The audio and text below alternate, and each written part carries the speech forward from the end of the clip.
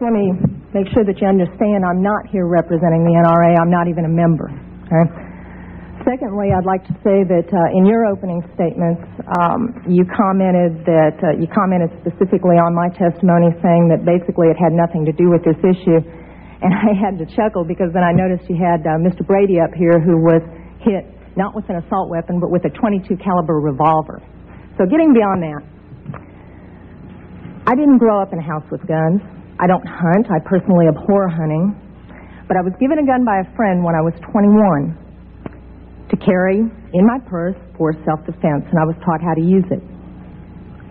A couple of years ago, my parents and I went to a cafeteria in Texas on a bright sunny day. We weren't in a dark alley where we weren't supposed to be.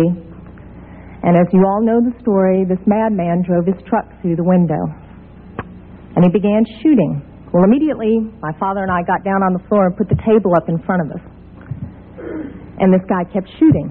And you're thinking, what could it be? Is it a robbery? That's the first thing that generally comes to mind. And he keeps shooting. It took me a good 45 seconds to realize that this man wasn't there to commit a robbery. He wasn't there for a hit.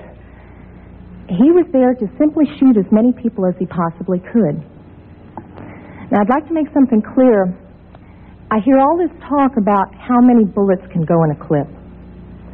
I've been there. I can tell you it doesn't matter. It takes 1 second to switch out a clip. You can have 1 bullet or 100 bullets. It doesn't matter, guys. I've been there. He goes, dump, dump, just like that. That's not enough time to rush a man. I promise you. When I finally realized what was occurring, I thought, I got him. And I reached for my purse. He was maybe 12 feet away.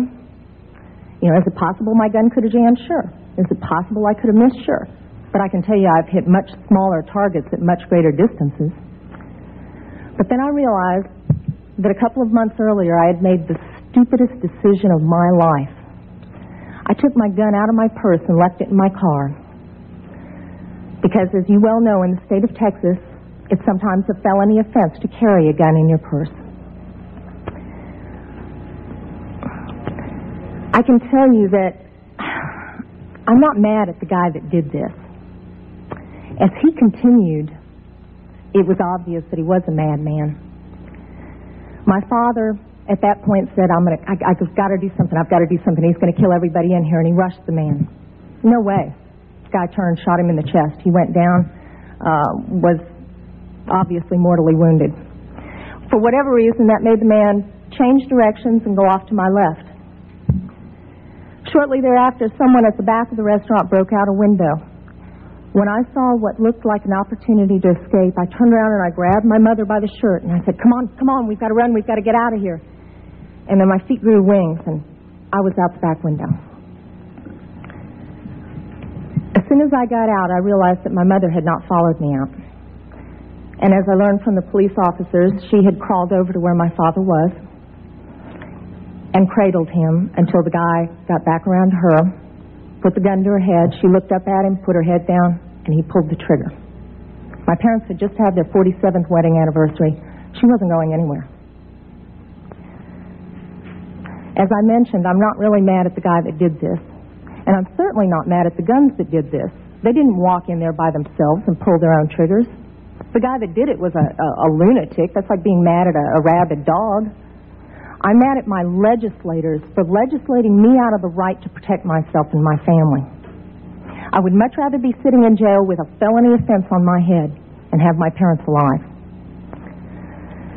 As far as these so-called assault weapons, you say that they don't have any defense use.